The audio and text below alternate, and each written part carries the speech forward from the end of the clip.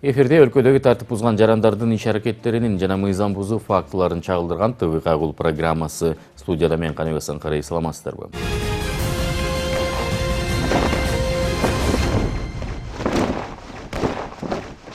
Ысык Көл областындагы ТВК Кул менен тартип сакчылардын биргелешкен иши Балыкчы шаарында да орун алды. Мында бир гана жол тартиби бузгандарды жоопко тартуу менен эмес, атайын пост уюштуруп, шектүү унааларды да текшерүү жүргүзүлдү. Албетте, бул аракеттер да өз жыйынтыктарын беришти.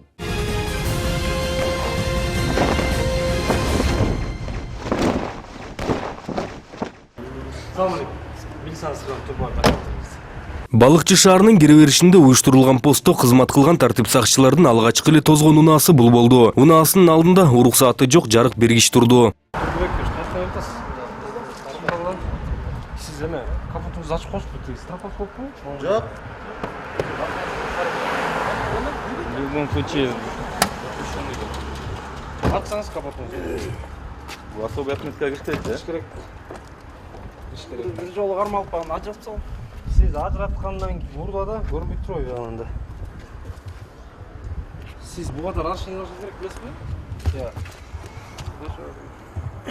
Жапсаңыз. Алмай туруп. Немесе алсам, теги күйбөйт. Жок, бул эме.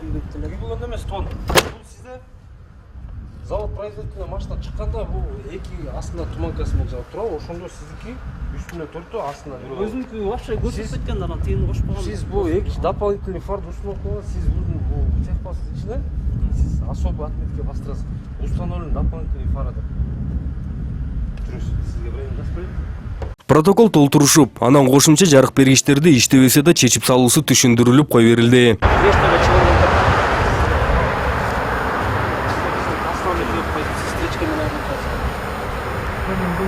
Аксакал жакта эмес, башка линияга карабайсыз болмос. Турамыз, катнатабыз. Бул айдоочу унаасы менен ошол эле балыкчынын кире беришинен каршы жолго чыгып алып айдаган. Айтымында жолдун аркы бетинде турган кишини алып кетмек. Бирок эмнегедир айланып келгиси келген эмеспи, түз эле каршы жолго чыгып алган. Жол эрежесине баш ийбейт баягы аксакал. Карама каршы тиркеге чыкпай. Жактан чыгам деп берет экен турбайбы? Эмеңиз айдоочулук көрүүңүздү алдыңыз. Өздүгүңүз тактоодо аракет кылып атасыз.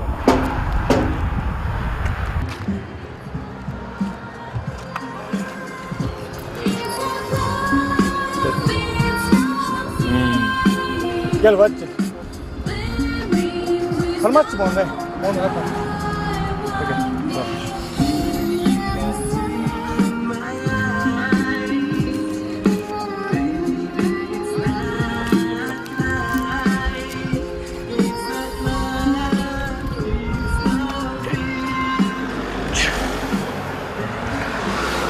Süper, kapsayın mı?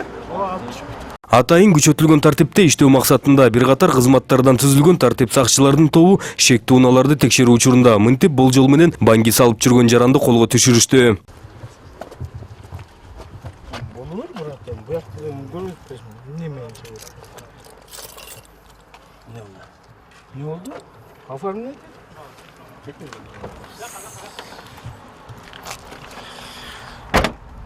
Boldu abi.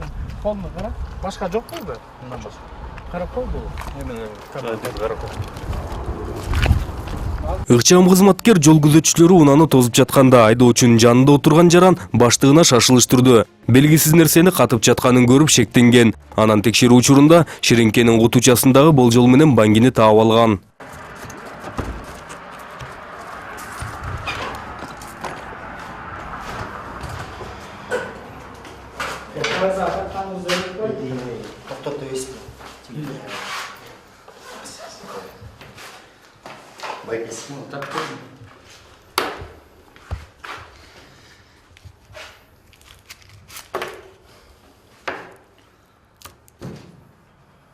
On bir 900. İşte. Çap.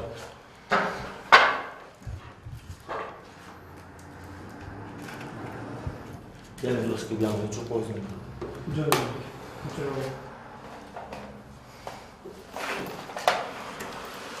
Geliniz, oturunuz.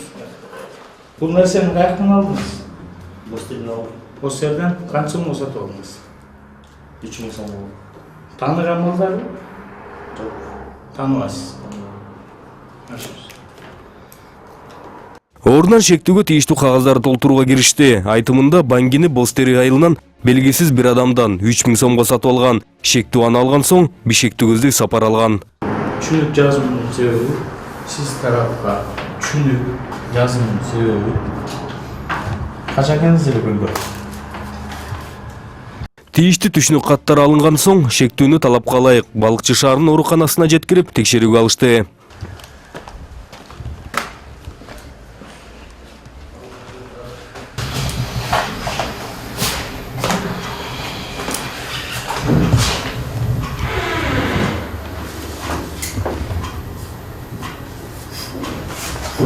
Бул жактан тийиштүү текшерүүлөрүн жүргүзүп, оозунун тегерегинде колунун манжаларын атайын сыйыктык менен сүрүп алып калышты. Албетте алардын жыйынтыгын ордунан чыгаруу мүмкүн болгон жок. Ал эми шектүү актыларга кол койгон соң балыкчы шаарынын ички иштер башкармалыгына жеткирилди.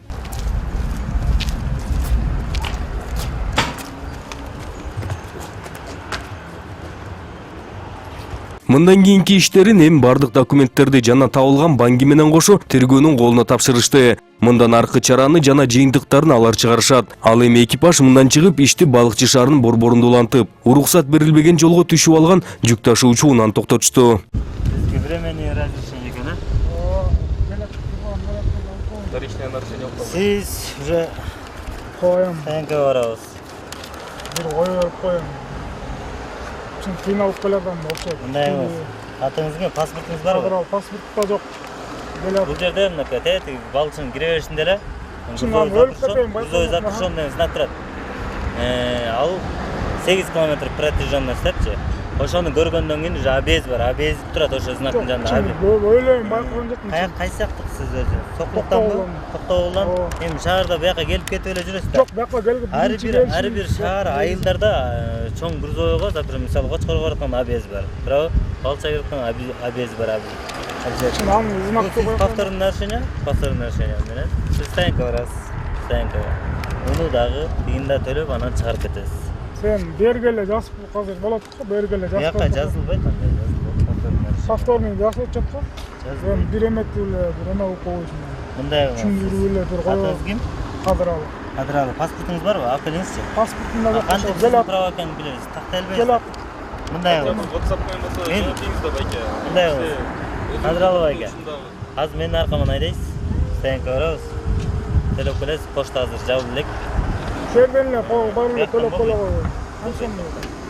Стоянкага кирип. Бирге эле төлөп эле келип бар эле сен паспорт бар эле төлөп эле келип. Жүрүңүздөр. Менин аркаман айдаңыз.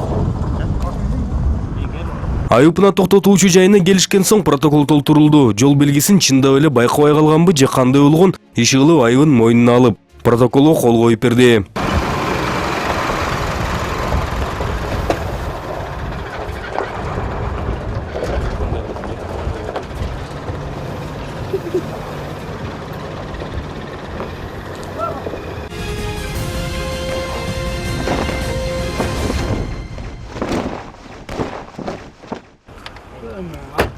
Документтериңизди алып бериңиз.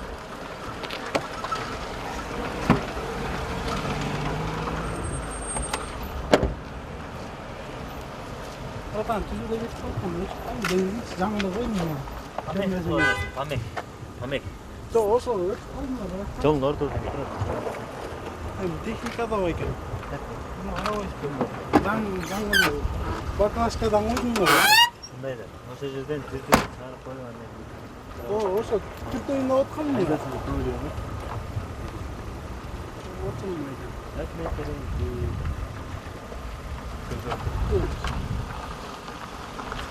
Ауди маркасындагы унаанын айдоочусун бир тараптуу жолго каршы чыгып алгандыгы үчүн токтотулду. Бирок унан бузулуп калып туруп калдым деп актанып, кайра майым түгөндү деп жоопкерчиликтен качуу аракетин көрүп жатты. Акыры баары бир протокол толтурулду. Сон 2 мүнөт көзөткөн жок да. Бул жерден 2 мүнөт, 1 мүнөт деп караганыңыз. Сен истешине карап турасың. Жок, бу жактан ылдый жактан өчүп калдым да, майла жок болуп калды. Түртмөктүм, 2 мүнөт болду. Жон түшүнүп коюш керек да. Жок, өчүп калды да рейскачы. Жок, бул жакка урбай, текке бурса урду болот. Эме болот.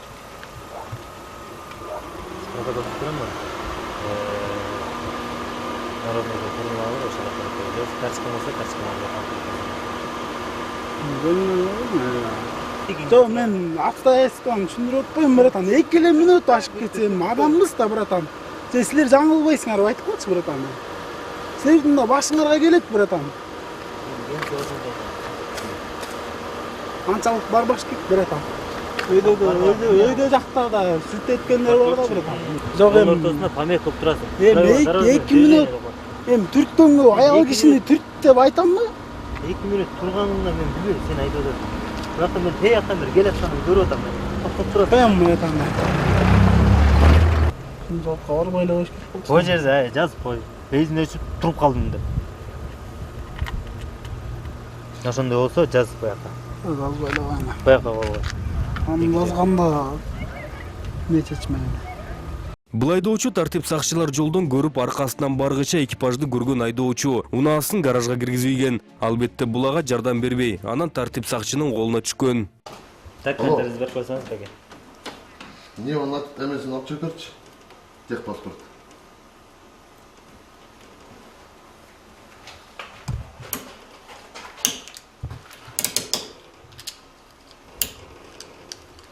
Эме барбы?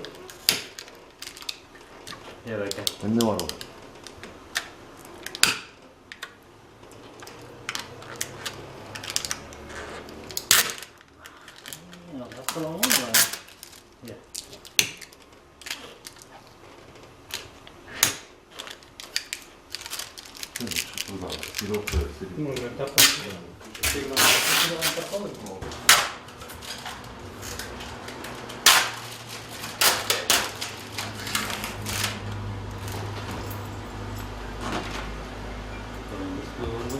Алло.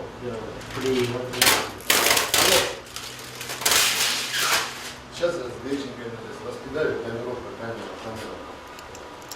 Терезелери караңгылатылганда бир топ жыл болгондой, анткени анын сыры терезесине деле сиңип калгандай чыгышы кыйын болуп жатты.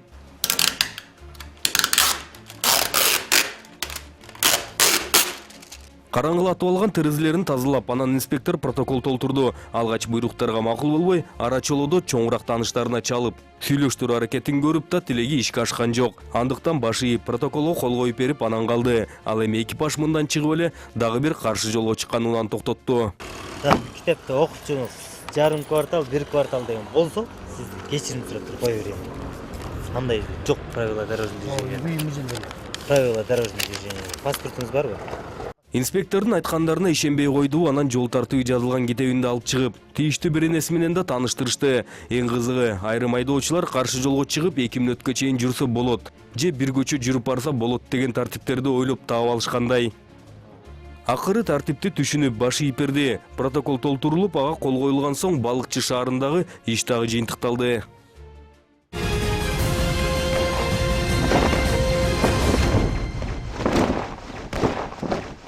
Алдыда жол эрежелерине арналган чакан видеороликти сунуштайбыз.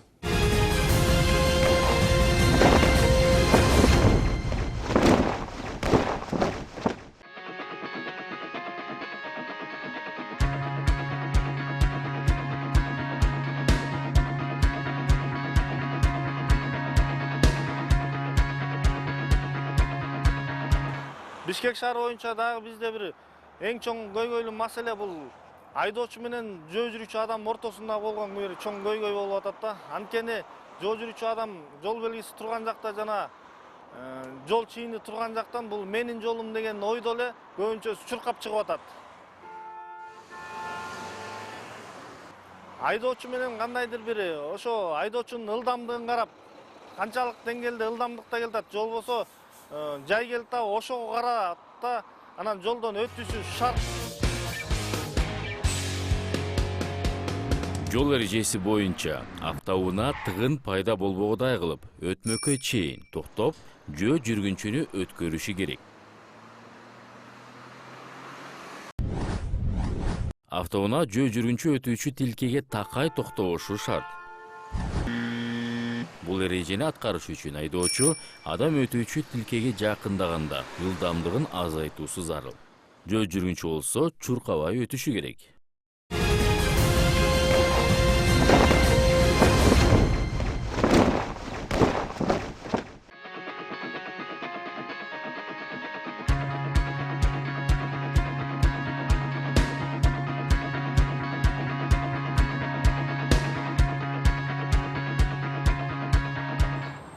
Бишкек шаары боюнча азыр эң көйгөйлүү маселе бул жол тыгындарын азайтуу маселеси болуп атат.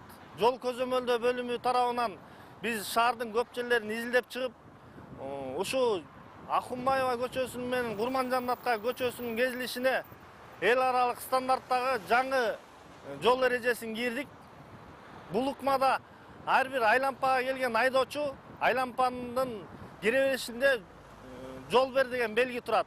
Айлампанын кире беришине кирип токтойт дагы ичиндеги жүргөн транспорт каражаттарын кой берет. Ал эми айлампанын ичиндеги жүргөн транспорт каражаттары бул негизги жол деп саналат. Бул жаңы киргизилип жаткан эреже боюнча айлампа жол. Айлампанын ичине кирген унаа негизги болуп эсептелет. Айлампага кире элек автотранспорт экинчи даражадагы унаа болуп саналат.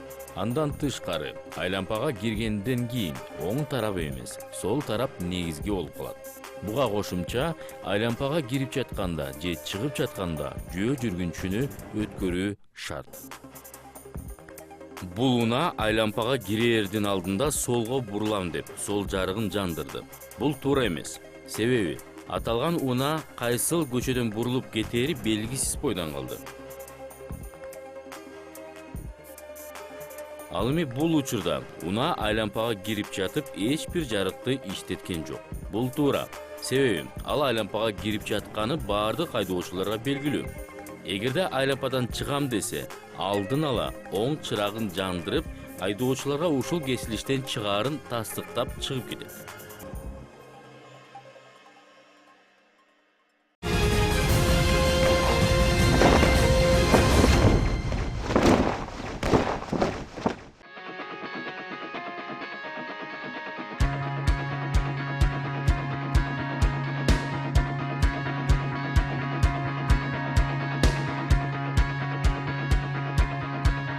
Бишкек шаары боюнча азыр чоң-чоң көчөлөрдүн кезилишине жаңы 4 фазалуу жол чырагы орнотулган. Каяка орнотулган болсо, ал көчөлөрдө чындыгында тыгын азайып калды. Бирок ошого карабастан кээ бир биздин айдоочулар жол чырагына карабастан бири-бирин торуп, жана ошондой эле экинчи катарга чыгып, жол эрежесин сактабастыктан кээ бир көйгөйлөр жол тыгынын түзүп атышат. Мындай кесилиштерде жолдун борбордук бөлүгүн табуу керек. Көпчүлүк айдоочулар солго буруу ыкмада туура эмес бурулуп келишет. Мына бул учурда жол эрежеси бузулду. Жолдун кесилишинин борбору айдоочунун сол жагында болуп жатат. Башкача айтканда, туура эрежени көрсөтө турган болсок, айдоочу мындай кесилиштен бурулуп жатканда борбордук бөлүк айдоочунун оң жагында болушу керек. Маңдайындагы каршы бурулуп жаткан унаа оң тарабында калып, бири-биринин жолун тоспой, жол тыгындарын жаратпайт. Эгерде борбордук бөлүк сол жакта болуп калса, анда автоунаа жогорку видеодо көргөндөй унаалар бири-биринин жолун тороп калышат.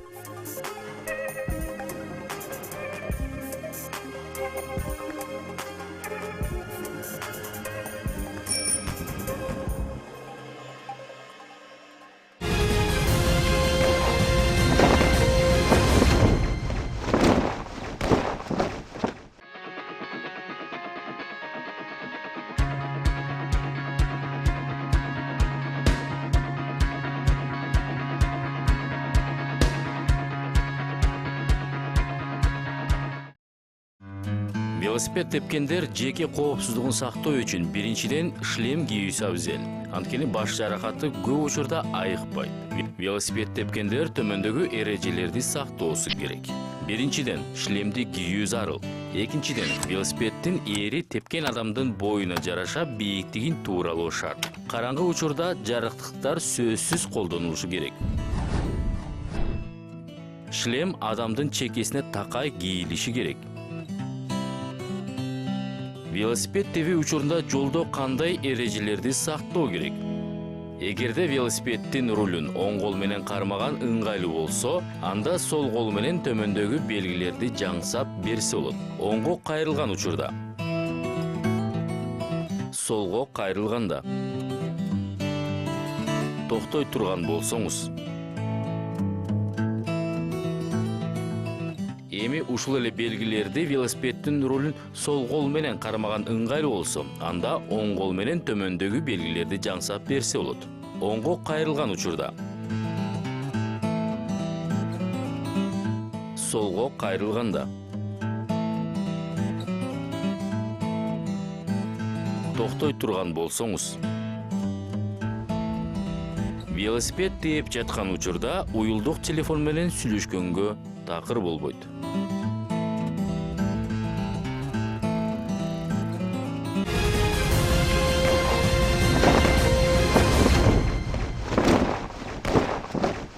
Эскерте кетсем, ушул сыяктуу окуяларга жана мыйзам бузуу фактыларына күбө болсоңуздар, анда төмөндөгү номерге чалып же WhatsApp аркылуу бардык фото, видео материалдарыңыздарды жөнөтсөңүздөр болот. Көрүшкөнчө сак саламат болуңуздар.